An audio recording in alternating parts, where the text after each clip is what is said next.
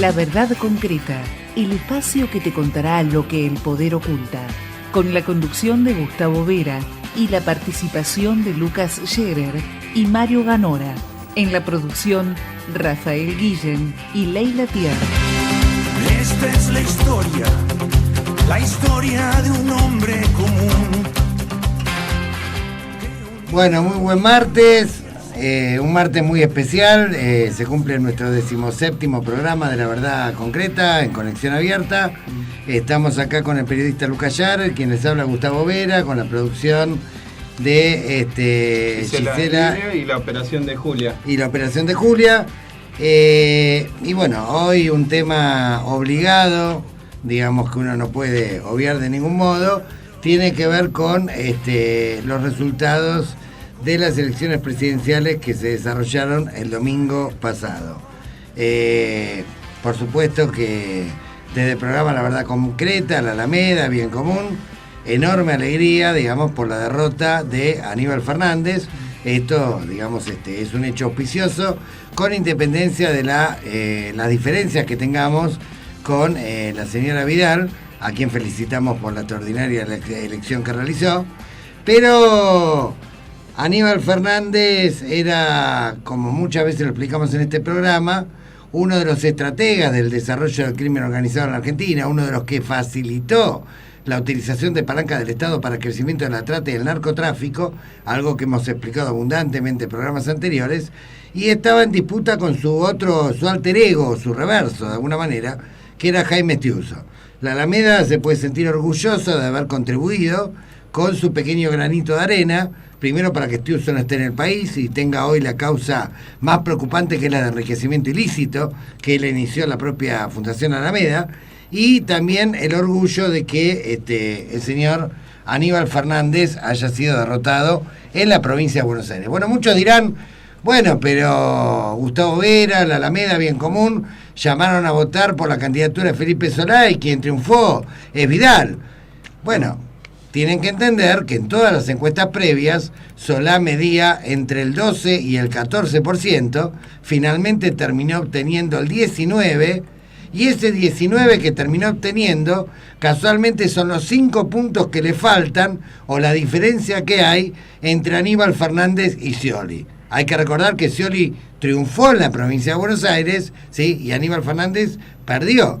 Y que la diferencia entre uno y otro es de 5 puntos, son exactamente los 5 puntos que ninguna encuesta computaba en la votación que obtuvo Felipe Solá. Con lo cual, si Felipe Solá no hubiera captado una importante cantidad de votos, ¿sí?, del kirchnerismo, que votaron al sciolismo, pero no querían votar a Aníbal Fernández, hubiera sido, y que no iban a votar nunca, por lo menos ese sector duro, a una candidata del PRO, hubiera sido imposible, concretamente, la victoria de Vidal y la derrota de Aníbal Fernández.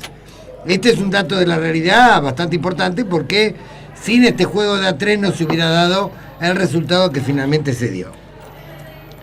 Hay que reconocer también que a mediados de la semana, había encuestas que preocupaban muchísimo al gobierno, que no son las encuestas pagas que se publican habitualmente en los diarios y en los grandes medios de comunicación, sino encuestas que había realizado dos fuentes: los servicios de inteligencia propios, que habían montado un aparato gigantesco para encuestar, digamos, en todo el país, y por otra parte la Policía Federal. O sea, son datos que recibe el comando, digamos, de la campaña electoral de Scioli, en los cuales ya tenían, digamos, el dato frío de que el voto a Scioli oscilaba entre el 36 y el 38% de los votos, que el voto a Mauricio Macri estaba entre el 30, con una proyección que podía llegar al 35%, y que Aníbal Fernández estaba perdiendo en la provincia por 4 puntos. O sea, esta preocupación ya estaba. Hubo muchos movimientos nerviosos, hubo muchas posiciones aventureras, pero afortunadamente primó la paz. Se desarrolló una elección como pocas veces vista en la historia de la democracia argentina, prácticamente sin incidentes, muy esporádicos los incidentes comparado con los que estamos acostumbrados. evidentemente el efecto Tucumán, evidentemente el pedido de la conferencia episcopal, evidentemente, digamos, la mirada de la población, el trabajo de la red Ser Fiscal, un montón de actores contribuyeron a que esta elección fuera quizás una de las más limpias de la historia, en la cual, digamos, habitualmente es muy difícil que el peronismo en el poder en la provincia de Buenos Aires, con una diferencia de 2 o 3 puntos, se deje llevar puesta una elección. O sea, correo mediante o telegrama mediante, siempre lo arreglaban de alguna manera y siempre corría el mito de que si no era por una diferencia de 6, 8, 10 puntos, era absolutamente imposible desbancar, digamos, al aparato de los varones del conurbano. Pero lo cierto, digamos, es que esta vez, con una diferencia menor a los 5 puntos, Vidal pudo ser gobernadora, pero por supuesto, como dirían ese famoso tema de Lennon y McCartney, con una ayudita de los amigos, el famoso fuego amigo que mencionaba Aníbal Fernández, que es esos 5 puntos de diferencia que había entre Aníbal Fernández y Scioli, que estratégicamente creo que los recibió Solá, porque no fue mucho lo que creció Vidal respecto a lo que fueron las pasos anteriores. El que decreció fue claramente, digamos, el voto al Frente para la Victoria, que de 40 puntos bajó a 34 y monedas. También señalaba a Florencio Randazzo como uno de los que, a Julián Dominga, Florencio Randazzo, de hecho es la editorial hoy de Eduardo Van der Koy, a quien vas a estar entrevistando en un ratito, que es el editorialista del diario Clarín, ¿no? Y conductor de un programa de televisión. Exactamente, nos quedan varias preguntas. ¿Qué hubiera pasado en una fórmula Scioli-Domínguez? ¿Qué hubiera pasado en una fórmula Scioli-Randazzo? ¿Se hubiera dado el efecto en la provincia de Buenos Aires? ¿Hubiera ocurrido esto? ¿Qué hubiera pasado si no estuviera el Papa Francisco y la presión que hizo la conferencia episcopal en torno a la transparencia electoral? ¿Se hubiera respetado esa transparencia? ¿Bastaba solamente la denuncia de los periodistas, el trabajo extraordinario de la red Ser Fiscal? Bueno, son todas dudas, preguntas que queremos ir de alguna manera elaborando o tratando de respondernos por aproximaciones colectivamente. Estamos acá al aire con el periodista Eduardo Van der Koy, que es un editorialista político histórico del diario Clarín, y que algunos de estos elementos ha comenzado a analizar en el día de hoy y inclusive en la misma noche que se desarrollaron los comicios. ¿Cómo estás, Eduardo? Buen día. ¿Qué tal? ¿Cómo te va? Bueno, ¿cuáles serían los puntos más salientes, digamos, de el comicio de este domingo, desde el punto de vista del análisis político? A ver, es difícil no medirlo en términos numéricos. Me parece que se dio una circunstancia que uno la tenía como clave, no sabía cómo se iba a desenvolver, pero claramente uno sabía que lo que ocurriera en provincia de Buenos Aires era determinante para la posibilidad de la definición de balotaje o no en esta elección.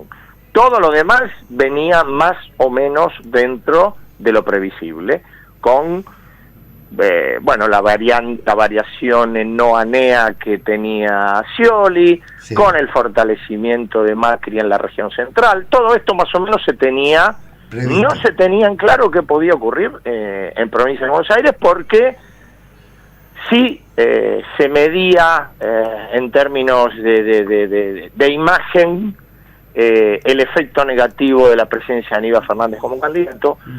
Fue imposible medir, o fue imposible, yo creo que fue imposible en un aspecto cuando uno toma en cuenta que hubo casi más de 1,5 millones de personas que no habían participado y que participaron, lo cual dio un elemento imprevisto a la elección del domingo. Después uno podrá decir, ¿por qué tanto desajuste en las percepciones de las consultoras que se encargan de esas cosas?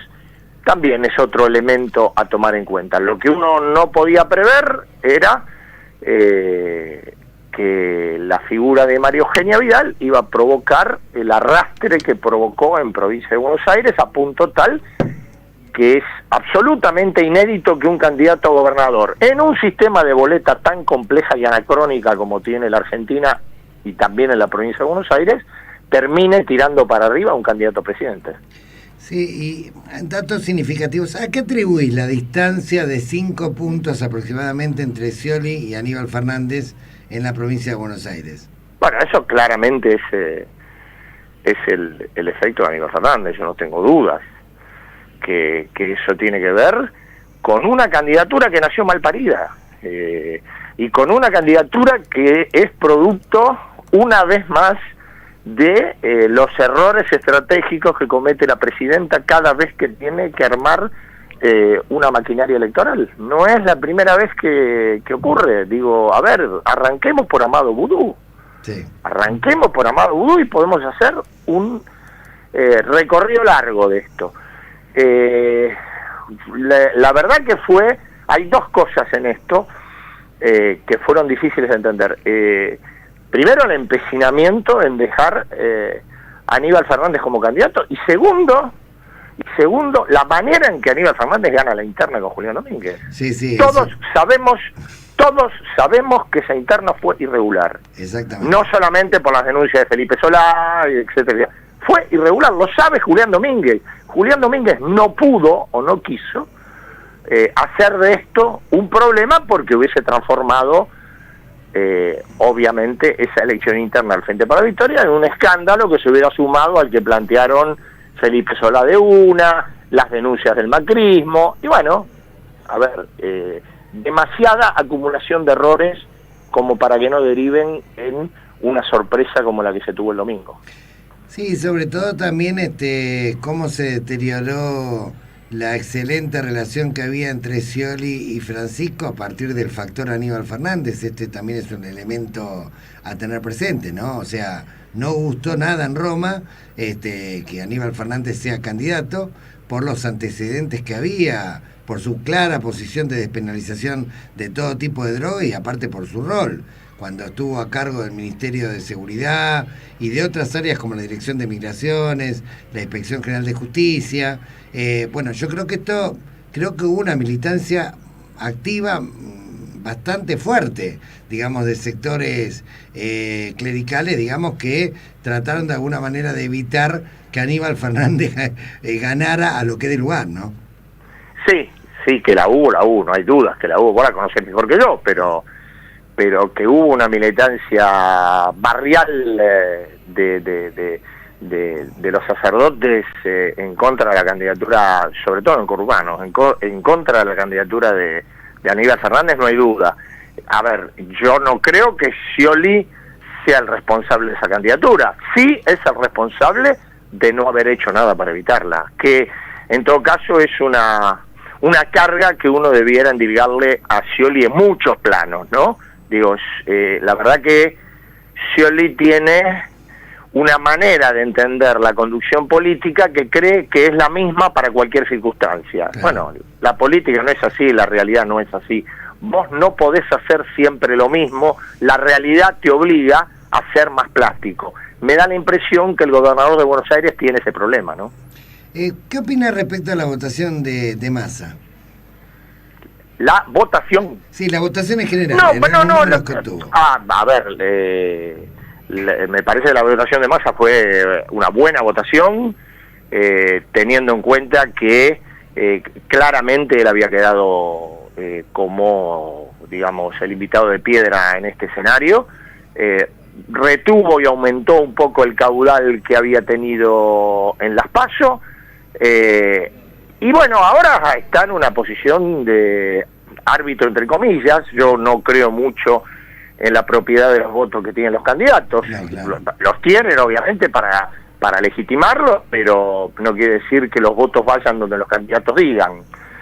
Con lo cual, me parece que el escenario que se le abre a Massa acá es más bien a futuro, ¿no? Y es más bien a futuro, depende de cuál sea el desenlace del 22 de noviembre. Una cosa es con un peronismo derrotado, otra cosa es con un peronismo reteniendo el principal poder de la nación, que es la presidencia. Me parece que son dos escenarios distintos. creo que queda dentro de lo que dentro de la ruta que él transitó desde el 2013, creo que queda en una posición expectante. Otra pregunta, hubo un retroceso, si uno compara la elección de las PASO con la elección del domingo, de votos de Frente para la Victoria, tanto a escala presidencial como obviamente en la provincia de Buenos Aires. ¿A dónde fueron a parar esos votos? ¿Esos votos fueron a parar a Massa, que a su vez perdió votos a favor de Macri? ¿Esos votos fueron a parar directamente al macrismo? Bueno, ahí hay un... me parece que claramente ha habido un trasvasamiento. Es muy difícil determinar en términos cuantitativos cuántos fueron a uno y cuántos fueron a otros. Me parece, lo que no tengo duda es que hubo voto peronista que migró hacia el macrismo en algunos lugares del conurbano. Sí. De eso me parece no tengo duda. Si no, sería inexplicable el triunfo de algunas intendencias que ha tenido el macrismo el domingo. Después es probable que haya habido una intercirculación de, voto peronista que se le fue a Scioli y recaló en una, algún voto de una que circuló hacia el macrismo viendo que era la opción posible para doblegar a Scioli. Esto puede haber ocurrido, es muy difícil medirlo, pero me parece claro, y está en la pérdida de 2 puntos y pico que tuvo Scioli, que hay voto peronista que migró un poco a la una, otro poco al macrismo. Bien, ¿y cómo ves, a estos dos candidatos de cara al balotaje? ¿Cuál te parece que pueden ser los probables escenarios? A ver, para ser simple, yo creo que Daniel Scioli estaba el domingo, yendo a un terreno futbolero, Daniel Scioli estaba el domingo a los 44 minutos del segundo tiempo con un penal a favor, el partido estaba 0-0 y lo tiró afuera. Sí. Me parece que se invierte la ecuación y que uno tiene la impresión de que con los resultados del domingo, claramente Macri arranca mejor posicionado. Yo no quiero decir que esto sea definitorio, pero la percepción y la imagen que uno tiene a partir del domingo es esta. Ahora, después está el tránsito de 4 semanas, habrá que ver si algún error o alguna cuestión muy perceptible puede modificar este estado de cosas. A mí me parece que el mayor desafío lo tiene Scioli, porque creo que la elección lo que deja en evidencia es la debilidad argumental que tiene hoy el kirchnerismo para estigmatizar a Macri. Me parece que tendría que enriquecerla un poco. La historia del neoliberalismo, el ajuste, me parece, según los números que uno vio el domingo, me parece que tienen menos penetración de lo que el kirchnerismo creyó. Habría que ser un poquito más imaginativo, ¿no? Habrá que ver en ese sentido cómo reacciona el candidato y cómo reacciona la presidenta, que hasta ahora está adentro de una caja. Eso en relación a Scioli. Y en relación a Macri, es una opinión personal, por ahí no sé si lo compartimos o no, pero a veces hay circunstancias en la historia donde hay personas que son colocadas en circunstancias completamente excepcionales que los obligan a ir más lejos de lo que quieren. ¿Hasta qué punto Macri realmente disputaba para gobernar? ¿Se encontraba preparado para este escenario que se encontró el 25? Yo creo, en eso soy bastante, pero no ahora, hace mucho tiempo. Yo creo que en verdad las circunstancias han puesto a 2 hombres en una situación para la cual yo planteo interrogantes acerca de si verdaderamente estaban preparados. Uno puede decir, sí, Scioli luchó por esto. Sí, está bien. De la Rúa también luchó por esto. Sí, claro. Yo me pregunto si estaban preparados realmente en términos de conocimiento y construcción de poder, para sintetizar. Me parece que esto le cabe a ambos, más allá de los deseos, porque yo no tengo ninguna duda que Daniel Scioli hace rato que viene amasando la idea de ser presidente. No, eso está claro, sí. Nunca entendí o nunca logró explicitar bien cómo y para qué. ¿no? Esto está... Yo creo que lo de Macri fue increyendo a medida que los escenarios se fueron dando. Que él arrancó allá a comienzos del 2000 con su carrera política, tuvo derrotas, tuvo victorias. Me parece que lo de Buenos Aires terminó a él lo de Capital, mejor dicho, lo de Capital terminó a él consolidándolo con un, yo creo, me parece con un aditivo no menor. Los años más fuertes del cristinismo lo ayudaron a consolidar el PRO y su propia figura como dirigente. Bien, y lo último, ¿vos pensás que el sciolismo está obligado ahora a descristianizarse y el macrismo a peronizarse para tratar de atraer al voto que le falta? ¿Y que de alguna manera van a empezar a converger hacia el centro ambos candidatos?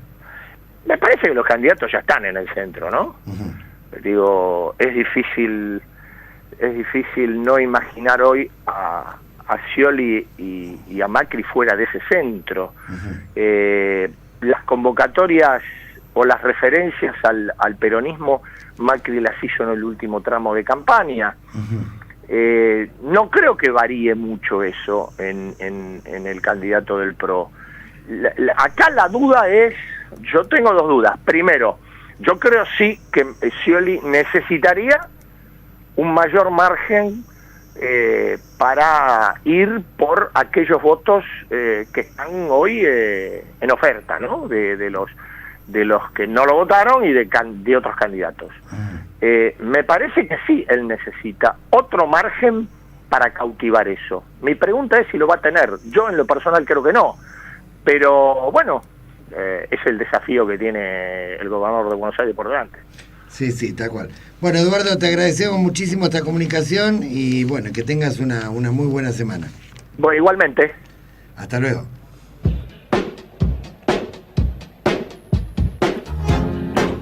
Para comunicarse con la verdad concreta, podés llamarnos al 4300-9470, escribirnos un mail prensa@alameda.yahoo.com.ar, mandarnos un WhatsApp al 15 66 21 5919 o contactarte cuando quieras a través de nuestras redes sociales, Twitter, @del Bien Común, o buscarnos en Facebook como Bien Común Partido Político.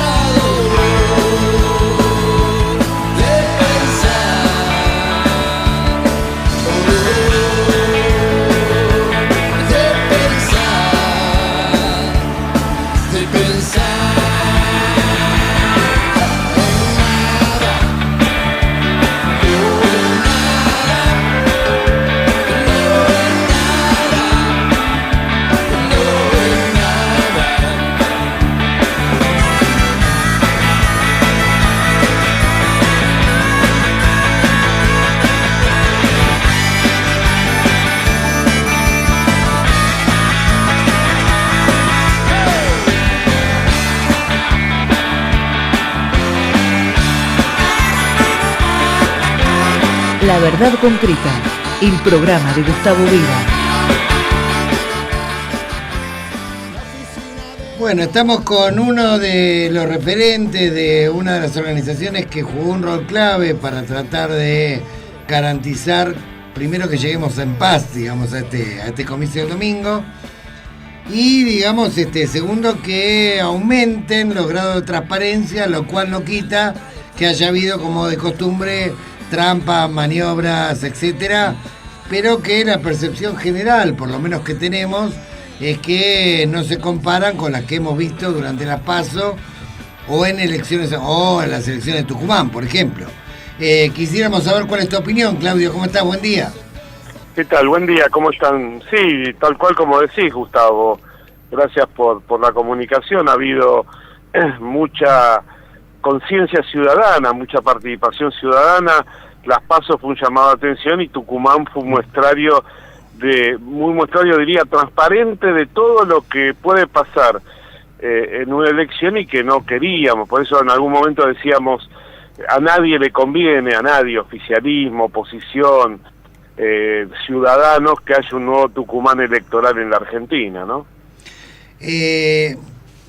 Corrieron rumores durante las últimas semanas previas al comicio de que los apoderados de los partidos le habían sugerido a Tulio de la Cámara Electoral la posibilidad de que se hiciera boleta única por categoría de manera impresa, e incluso también se había sugerido un sistema mix donde se habilitara este sistema tradicional que se utilizó el domingo, pero también el sistema de votación electrónica. ¿Vos tenés la misma información? No, lo que se presentó, que desde nuestra red planteamos en su momento, fue la boleta única complementaria, porque en las PASO habíamos tenido una cantidad altísima de denuncias respecto a robo o faltante de boleta. A veces no se entregan en los correos, el correo lo envía equivocadamente o no, lo envía de un municipio a otro, sobre todo en provincia de Buenos Aires, que había elecciones locales, a intendentes y demás. Sí. Y bueno, las ONG presentaron eso, los partidos políticos apoyaron esta propuesta, pero bueno, la Cámara Electoral lo desechó y el director electoral manifestó que no era viable jurídicamente hacerlo en este momento. Pero bueno, digamos que todas estas cuestiones, reforzar la preocupación, el interés y el desafío de que lleguemos a una elección transparente, ¿no? Bueno, pero justamente a eso voy. O sea, ¿por qué la Cámara rechazó, después del escándalo de Tucumán, habilitar un sistema de elección, por ejemplo, con las boletas directamente cortadas por categoría, que hubiera sido mucho más transparente? ¿Por qué trató de comprometer a todos los partidos a que guardaran silencio hasta las 10 de la noche y después sugestivamente los resultados se extendieron? ¿Y por qué inclusive hubo una negociación de primero damos los resultados de nación y después los de provincia? ¿Te parece transparente la manera en que se condujo el señor Tulio durante todo este comicio? Te lo digo porque la verdad que yo tengo de fuentes inobjetables de Comodoro Pi, de fiscales, de jueces que conocen un poco cómo vienen estos entuertos, y la verdad que la conducta no era demasiado clara respecto a cómo garantizar mayor transparencia durante el comicio. De hecho, el PRO rompe el acuerdo, cambiemos, y a las 6 de la tarde, 7 de la tarde, empiezan a decir cuáles son los guarismos y cuáles son las tendencias que ellos manejaban, ¿no? Sí, ahí hay una cuestión de fondo. Me parece que Tulio trató de cubrir de la mejor manera posible. Por ejemplo, cuando él dice, no es fraude el incendio de urnas, la quema de urnas. A ver, técnicamente él tiene razón porque es un delito electoral y demás. Ahora, ¿te imaginás que en un contexto de Argentina eso es un flagrante delito, inevitablemente una situación de fraude? Cuando él plantea que la presidenta, cuando es invitada a L'Oreal, por ejemplo, que no es un acto de campaña porque no es un acto público, sino un acto privado donde estaba con el candidato a presidente, la verdad que técnicamente tiene razón, pero sabemos que eso que técnicamente es razonable tiene ciertas dificultades. Ahora, ¿cuál es el problema de fondo en todo esto? Que la Dirección Nacional Electoral responde al gobierno de turno. Entonces Tulio digamos, responde el ministro de Justicia, que me responde la presidenta de la Nación.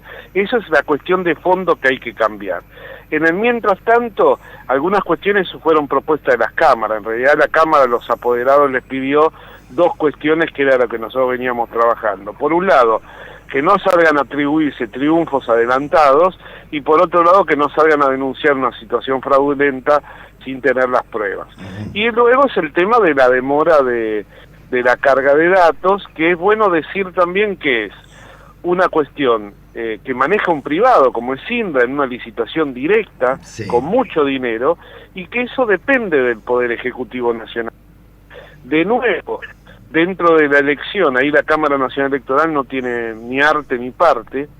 De nuevo, en una elección nacional y en la información que los argentinos se llevan a la noche a dormir o a la madrugada si son más interesados, no tiene intervención la Cámara Nacional. Estas son las cuestiones que hay que cambiar, claro, necesariamente, porque la verdad que hubo mucha presencia ciudadana, mucha participación de los medios, mucha mirada, mucha precaución de todos, pero la verdad que una jornada electoral se tiene que vivir con alegría, con distensión, ¿no? En un clima de lupa permanente y de sospecha permanente. No nos hace bien, más allá que el resultado, a pesar que hubieron denuncias, a pesar que hay cuestiones que hay que solucionar y hay que reformar, fue razonable en el terreno de la transparencia, ¿no? Sí, porque aparte había un mito en la provincia de Buenos Aires, y es que si no ganabas por una diferencia de 6 o 10 puntos, era absolutamente imposible de bancar al oficialismo. Y sin embargo, esta vez con el sistema tradicional, por una diferencia menor a los 5 puntos, esto pudo ser posible. Claro que obviamente colaboró el fuego amigo, como diría Aníbal Fernández, pero en cuánto influyó, digamos, Tucumán, y cuánto influyó todo el trabajo fuertísimo que hizo la Red Ser Fiscal. Estamos hablando con Claudio Bargacho, referente de la Red Ser Fiscal, pues te dije Claudio, pero los oyentes, digamos, están tratando de adivinar quién sos. Se trata de uno de los referentes de esta red que ha tratado de, hace bastante tiempo, de garantizar, digamos, que se termine el fraude en la Argentina y que avancemos hacia sistemas más desarrollados y con mayor transparencia. ¿Por qué se rompió ese mito en la provincia de Buenos Aires? No, bueno, el mito es existente. Es más, yo me contacté durante el día con actores importantes del gobierno con los datos que podían tener, y la verdad que tenían primero datos que manejábamos casi todos por otros medios, y tenían ganador a Aníbal Fernández por 3 puntos. Y no solo eso, te diría más, mira, yo lo corroboré con gente del macrismo, de Cambiemos, de llegada muy directa al círculo íntimo, digamos, personal, y tenían el mismo resultado. O sea, ellos mismos o algunos de esos sectores daban como que los 3 puntos de diferencia que se transmitían era lo que iba a pasar en beneficio en favor de Aníbal Fernández. Con lo cual ahí hay una... Claudio, ahí te cuento algo. Ahí te cuento algo porque no es la información que manejaban en los máximos niveles. El día miércoles a la noche recibieron una encuesta completa que habían mandado a hacer con miles y miles de casos, invirtiendo dinero público, obviamente, que hicieron la CIDE y también parte de la policía, en la cual Scioli estaba clavado entre el 36 y el 38, Macri tenía 30 y una proyección que podía ir hasta 35, y Aníbal Fernández estaba perdiendo con Vidal por 3 o 4 puntos. Esto lo manejaban altísimas autoridades del gobierno nacional y también del PRO. Obviamente esto también... Sí, claro. Se había filtrado, inclusive hubo un blog que creo que se llamaba Código Rojo, que filtró esa encuesta, que no era una encuesta obviamente no paga, hecha con los fondos públicos concretamente, y donde los tipos querían tener la posta a posta de cuál era la tendencia que podía ocurrir, que evidentemente esa encuesta fue correcta, porque fue lo que después se plasmó en el resultado final, ¿no? Sí, sabés, Gustavo, que ese tema, partiendo el viernes, es desplegar toda la gama de posibilidades para revertirlo efectivamente en el momento del que la presencia de ciudadanos, de fiscales, presencia de medios, distintos tipos de acciones, impidió que se despliegue lo que el miércoles a saber y trataron de montar el día domingo. Yo te estoy comentando algo, digamos, que pasó el domingo, que tenían el dato, que después obviamente corroboró lo que vos vos perfectamente decís. Yo creo que la red fiscal hizo un buen trabajo, el impacto con los medios nacionales que acompañaron la difusión de nuestra tarea fue muy importante para nosotros, y sobre todo lo que más me emociona en lo personal, y la verdad lo digo sinceramente, el concepto de emoción son los ciudadanos anónimos que se adhirieron al proyecto, gente que te da su documento, su número de documento, su mail, para integrarse voluntariamente a esta tarea, ¿no? Bien. La última pregunta, ¿cuáles son los distritos donde hubo mayores episodios de fraude? ¿Sí? ¿Y qué tipo de fraude fue el que se denunció? No, obviamente con Urbano y el norte son siempre los más complicados, se manifiesta la situación. Una baja, pero aún se nota nosotros duplicamos el nivel de consultas y de denuncias, más de 7.000 y pico reales. Después tuvimos muchos tuiteos, llamados y demás, pero digamos, y corroborado eso, baja 34% la denuncia de faltantes de boletas. La vez anterior habíamos 74%. Esto no significa no se solucione en el momento, ¿no? Cosa que pasó, había fiscales, había una red de comunicación y demás. Apareció una cuestión nueva, que era la ruptura del número, sobre todo en Cambiemos, del número de que vos sabés que si eso se produce y se vota sin eso, no hay robo de boleta, pero es un testigo que encontraron para después anular el voto. Porque si vos sacás el voto del sobre y no tiene el número de lista, se puede recurrir y anular ese voto. Había un 10% que denunciaron esto, y después elementos menores que no son menores para nosotros. Los que siguen en los padrones, a pesar de tener 20 años, por ejemplo, hubo gente que le pedimos, fueron con el certificado de defunción a la mesa, otros que votaron, o ciudadanos que aparecieron cuando fueron a votar, inclusive uno de los medios, Clarín, sacó una nota en La Plata de un ciudadano que fueron a votar y resultó que le dijeron usted ya votó, digamos, ¿no? El tema de la sustitución de identidad, claro, que se da 2%, 3%, pero fíjate, Gustavo, que en una elección muy ajustada eso te puede dar vuelta un padrón, ¿no? No, por supuesto, por supuesto. Bueno, Claudio, la verdad que los felicitamos mucho por el trabajo que hicieron, y bueno, y ojalá que ahora este nuevo escenario que se ha abierto, cualquiera sea el resultado del balotaje, permita avanzar hacia formas más transparentes y claras, digamos, y que la cuestión del fraude electoral pase a ser un episodio prehistórico, digamos, remoto. Sí, digamos eso. Muchas gracias por el apoyo, no solo en comunicación, sino en el plano personal que nos asentó. Vos sabés que nuestra tarea es absolutamente voluntaria, ciudadana, somos todos activistas, porque a algunos no les gusta la palabra militante, a mí me gusta mucho, pero bueno, acordamos con la mesa que activistas ciudadanos es un término que nos cubre a todos, así que nos gusta mucho lo que estamos haciendo y estamos muy contentos por el fruto.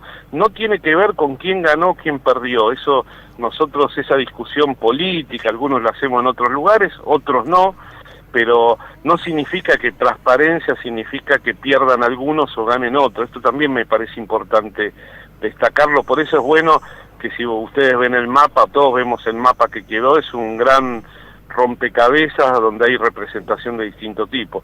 Lo importante es que el ciudadano cuando vote con tranquilidad y que ese voto sea contado efectivamente. Así que bueno, nos veremos al balotaje porque vamos a trabajar también en esa elección, por supuesto, ¿no? Así es. Claudio, ¿dónde se puede comunicar la gente si se quiere sumar para el balotaje, auditar la elección? Mira, serfiscal.org es nuestra página, que eso es importante, lo mantenemos ahora. Estamos viendo si los partidos que están asociados a la red van a participar o necesitan estos ciudadanos. Vamos a imaginar algún tipo de participación con la gente nueva. Hay mucha gente motivada después del resultado de la tarea, digamos, desarrollada, que quiere colaborar, que el miércoles tenemos nuestra reunión de mesa nacional y vamos a imaginar alguna posibilidad de darle respuesta a esta gente. Y después, bueno, el día de la elección, el 0800, que tuvo mucha mucho valor, que es el 800-666-1500, pero eso el día de la elección, pues nosotros como grupo no tenemos oficina y ese tipo de cosas, sino que tenemos todos los cafés de Buenos Aires. ¿Cuánta gente se sumó en esta elección del domingo? Y arañamos las 10.000 personas aproximadamente. Nosotros en el año 2013 tuvimos 45.000 inscriptos, mucho movido en el movimiento de las marchas ciudadanas y la debilidad de los partidos políticos. Ahora, muchos ciudadanos fueron directamente a los partidos políticos porque hubo 3 grandes fuerzas competitivas a nivel presidencial y demás, con lo cual nosotros no nos interesa nuestra propia estadística, decir, porque nosotros, así como el voto es de la gente, no de los partidos, los fiscales no son de la Reserva Fiscal, nosotros somos un medio que canaliza un poco alguna necesidad y genera algún tipo de conciencia en este sentido, ¿no? Bueno, Claudio, te agradecemos mucho y seguramente vamos a hacer contacto con vos antes de estas definitorias elecciones que vienen con el balotaje en la Argentina. Cómo no, muchísimas gracias. Bueno, que tengas muy buen día. Hasta luego. La verdad concreta, lo que el poder calla.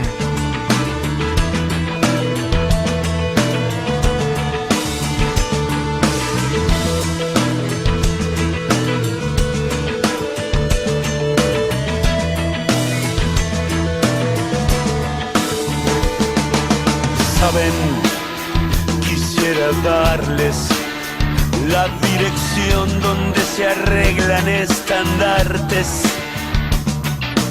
Saben, quiero decirles, sus principios son para comer alpiste. Dicen que cooperarán en arreglar el mundo, cuando en realidad dicen que cooperarán en arreglar el mundo, cuando en realidad les chupa un huevo.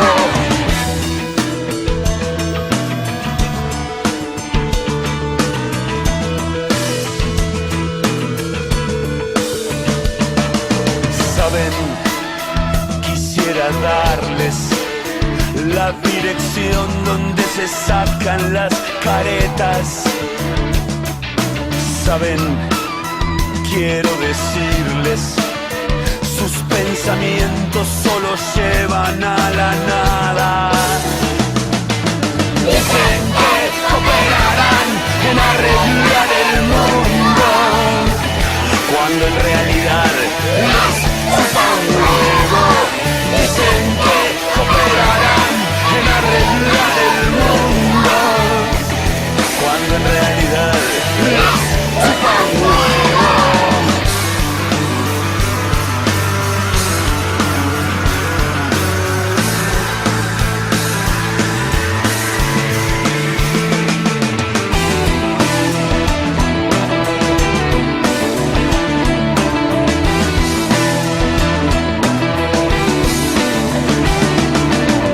Verás, siempre estarán los que los señalen. Verás, siempre serán unas ratas. Verás, siempre serán unas ratas, porque no pueden ocultar que son ratas. Verás, siempre estarán los que los recuerden. Verás, siempre sabrán que fueron ratas. Verás, siempre estarán los que no se olvidan. Verás, siempre serán unas ratas.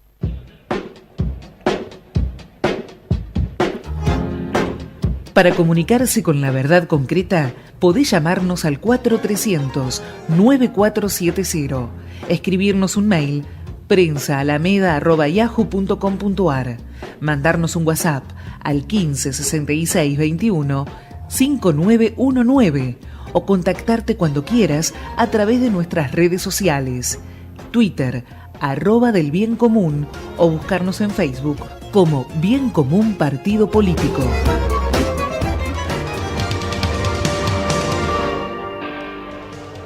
Bueno, quedaron algunos elementos más para analizar de lo que pasó este domingo. muy buena elección, la elección que hizo el Frente de Izquierda. Digamos, estuvieron alrededor del 5% de los votos, lograron incorporar más diputados nacionales y algunos concejales en algunas provincias. Muy bueno, digamos, que la temática más fuerte que haya estado instalada en el transcurso de esta campaña haya sido el tema del narcotráfico, y aunque los políticos en muchos casos se hayan visto obligados a disimular que el tema les preocupa, inevitablemente tuvieron que tocarlo, porque es un tema, digamos, que está hoy masificado como preocupación entre la población, del mismo modo que lo está, digamos, el trabajo digno, es decir, el trabajo estable, el trabajo que da futuro, el trabajo bajo convenio colectivo de trabajo, a diferencia, digamos, de muchas formas de precarización, digamos, que hemos visto en estos años, que han crecido al compás de la pobreza y al compás de la inflación. Estamos esperando una comunicación que vamos a tener, vamos a ver si podemos hacerla, desde Italia, con el periodista de Vatican Insider, Andrés Beltramo. Ojalá que la podamos establecer. Queremos charlar un poquitito sobre las circunstancias que rodearon el sínodo de la familia que se realizó con 147 obispos y cardenales de todo el mundo junto al Papa Francisco, en los cuales se dieron una serie de episodios que llamaron poderosamente la atención. Las declaraciones del cardenal Danel de Bruselas, en primer lugar, en la cual aseguraba, digamos, que pertenecía a una especie de mafia, de logia, que elegía y destituía papas, digamos, violando el derecho canónico. Una carta que se filtró de 13 cardenales cuestionando algunos aspectos de flexibilización de la doctrina familiar, el tumor que le inventaron al Papa, que después el propio médico japonés tuvo que salir a desmentirlo, pero que fue operado desde grandes medios de comunicación. Claramente hubo un montón de situaciones, por lo menos conspirativas, que se dieron alrededor de este sínodo, en el cual se trató de desautorizar y desacreditar la figura de Francisco. Pero creo que de todos los ataques, el más artero fue el que hizo el cardenal de Bruselas en esta biografía autorizada que publicó, en la cual él dice haber pertenecido a una mafia de 5 cardenales que rosqueaban de alguna manera desde el año 1996 para condicionar, para hacer renunciar y para elegir de alguna manera a los papas, donde, digamos, si todas estas versiones se le dieran crédito, y algunos medios ultraconservadores trataron de darle crédito, se estaría tratando de desautorizar o descalificar o delegitimizar lo que fue la elección de Francisco, concretamente, ya que el derecho canónico no habilita roscas previas, por decirlo de algún... No tuvo mucha difusión en Argentina ese último punto que vos señalás. No tuvo mucha difusión en Argentina, sí en Europa, sí tuvo en Colombia... y bueno, claramente los intereses de las empresas que manipulan transgénicos, los intereses de las compañías petroleras, los intereses de las compañías, digamos, que les interesa el tráfico de armas, la venta y la guerra, no están muy contentas con el Laudato Si, no están muy satisfechas con los mensajes que Francisco ha dado al Capitolio, ante Naciones Unidas, los escritos, digamos, y el impacto que tiene a escala mundial. No pueden enfrentarlo por las cuestiones de sentido común que plantea, pero de alguna manera indirectamente tratan de alentar este tipo de zancadilla, de cáscara de banana, de conspiraciones en las cuales se trata de erosionar y de limar concretamente la autoridad de Francisco. Gustavo, actualizando lo que pasó de sínodo, bueno, que ganó por un solo voto, fue que aceptado el documento. Es un documento de 94 puntos. Hay algunos portales que resaltan sobre todo algunos puntos respecto del matrimonio, respecto de la sexualidad, respecto de los inmigrantes también. Pero llamativamente hace un par de horas le aceptó la renuncia a un cardenal, Cáfara, que era el arzobispo de Bolonia en Italia, que era uno de los 13 cardenales que había firmado esta carta, que salió sin querer a la luz, que era una carta de estos 13 cardenales dirigida al Papa Francisco previo al sínodo, y que salió a la luz obviamente con las críticas que hacían. Acaba de aceptarle la renuncia a este cardenal Cáfara de Bolonia, el Papa Francisco, ¿no? No, claramente Francisco atravesó, yo creo que con el sínodo de la familia, el desafío más grande desde que está al frente del papado, incluso más grande que la visita a Cuba y Estados Unidos, porque claramente se sabía de antemano que en algunos sectores conservadores iba a haber cierta manija que le iban a dar las corporaciones que hoy están siendo afectadas por el mensaje de Francisco. El ataque iba a venir por ahí. Así que el sínodo haya terminado bien, que 2/3 partes de los cardenales y obispos que estuvieron congregados hayan votado el documento, que se haya trabajado, digamos, en un clima de encuentro y de confraternización, a pesar de todos estos ataques y calumnias que se difundieron. Creo que es un paso adelante. Fue imposible la comunicación con Italia, con Andrés Beltramo. Les prometemos que para el próximo martes, o con Elizabeth Piqué, o con Andrés Beltramo, con alguno de los vaticanistas que cubren habitualmente estos temas, vamos a analizar este aspecto. Y bueno, se nos acabó el programa muy rápidamente. Agradecemos a Julia, a Gisela por la producción. Agradecemos a Conexión Abierta y a la Universidad Interamericana. Y nos vemos el próximo martes. Que un día mirando hacia el